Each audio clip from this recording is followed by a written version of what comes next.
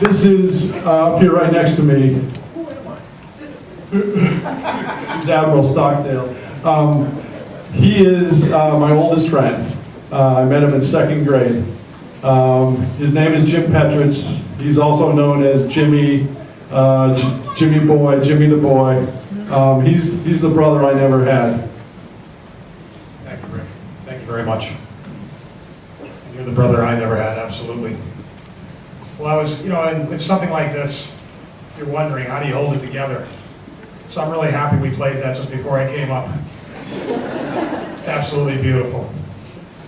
Before I really get into telling some stories about Jamie, I'm his godfather. I've been around for, Rick keeps liking to say, 50 years. I sound like I'm ancient, it's like a fossil. But the Werners are more than just friends to us. The Werners are family. Rick is my brother. And I have to just say something. I've watched this whole week as this family has had so many great friends coming through the house and so many people that love them. But I have to tell you, there's kind of a Werner brand here. It's kindness, it's gentleness, it's compassion, and it's caring about others.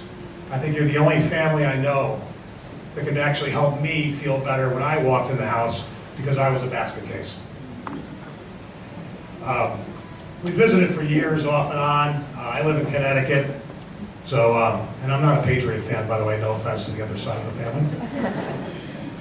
But I live in Connecticut, so I haven't gotten here as much as I would like, but I have to tell you one of the great things about Jamie, it didn't matter how often I was here.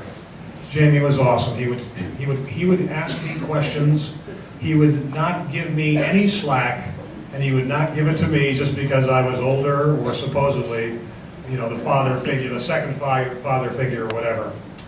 I want to share a few stories which actually I think were pretty funny to us. My kids asked me to share this one.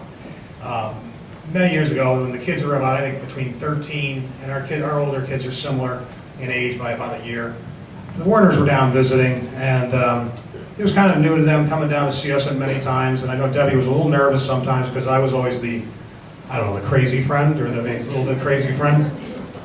So we talked her into saying, okay, look, we're going to let these young people go out, one person's 16, and they're going to go to a movie. So we off they go to the movie, Jamie and all the kids in tow. So they get to the movie, they buy their tickets, they decide to go see Wedding Crashers, which is an R movie, which by the way today is very mild, but R movie, nobody's of age.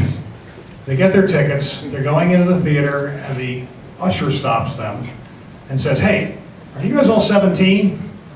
And Jamie looks at him and says, you betcha, we're going in.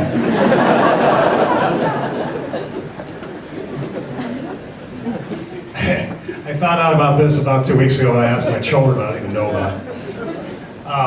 We were very big boaters, and in some of the visits, the Werners would come, and I just want to talk about a little tubing excursion we had. Now, for those of you who know Long Island Sound or may not know Long Island Sound Sound's like a semi-ocean, but you have about a 2-inch visibility below the surface because it's a mud bottom.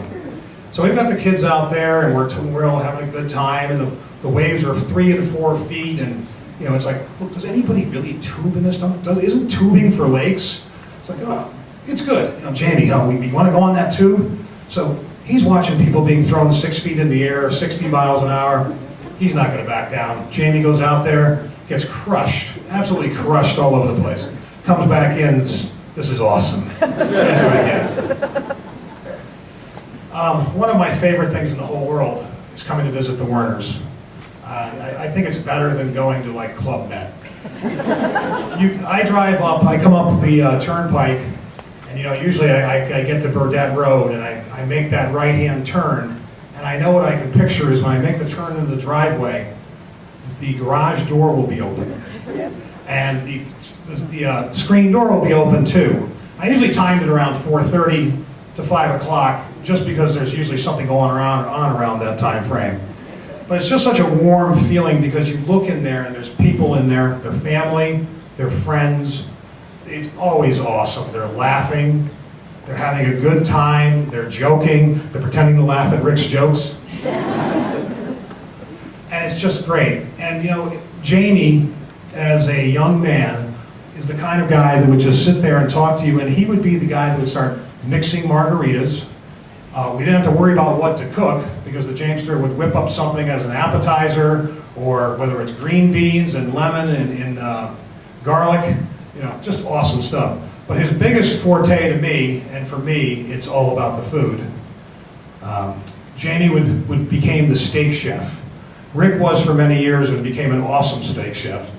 But Jamie took over for him, and on a recent visit, I think it was in the summertime, and we were sitting down to get ready to have cocktail hour and get ready to eat some steaks. And Rick says, okay, it was a really hot day.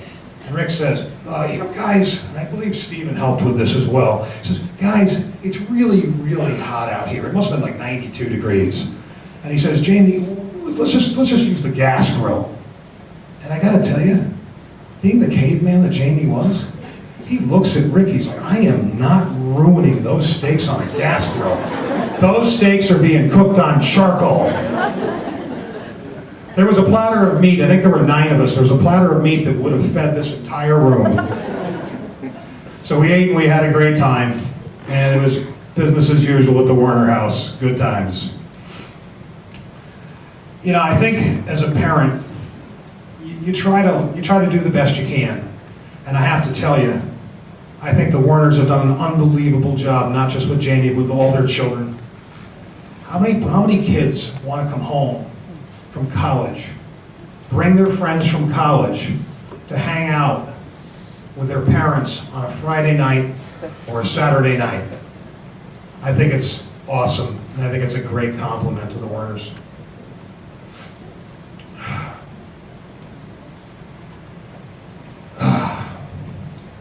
Right now, I think Jamie is probably up above, and I think he's probably firing up the grill.